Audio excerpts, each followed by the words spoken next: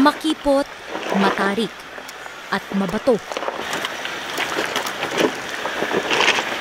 Ito ang tinahak ng Rafi Tulfo in Action Center Northern Luzon. Sa pangunguna ni George Mendoza Punasen, marating lang ang liblib na barangay ng Takadang sa bayan ng Kibungan sa Benguet.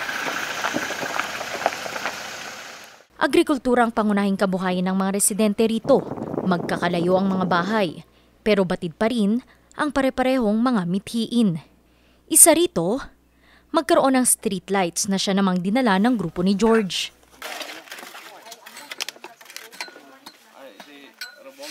Yaman ya dayaw diyan kami subad sinay gapuain malianyo, gaputa bigla kayo matabain mali, adi kami ipagpagarup ay wada kayo yan sinay baudin alio, anda kami sinan barangay mi.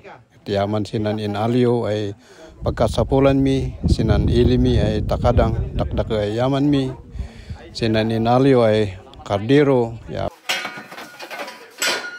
10 street solar lights ang itinayo ng grupo sa tulong ng mga residente. Sapay ko mata siya po Diyos abo di mang bendisyon matlang da kayo, ya siya abo kanda kami isna, tapno dinain alio, mausar da ko mana ay pansigadan abo di barangay mi.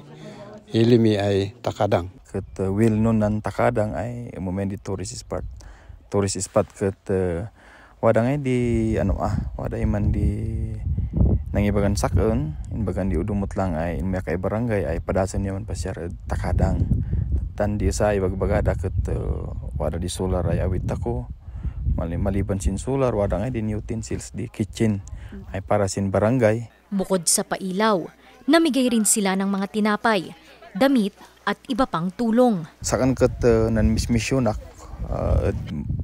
Mindanao missionary ket Mindanao hawak ko di almost entire Mindanao ket ada do din mentakos di ili ay medyo grabe ket mailat ako sin isna part di Benguet ket ada bo di medyo gagrabe abo di kalsada ay sinis na part di Benguet so far ket sinamin part di Benguet ket ada do pa lang di dapat ay maasikaso.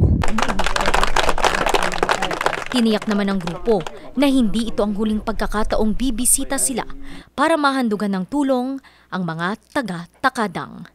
Randy Guzman, RNG News.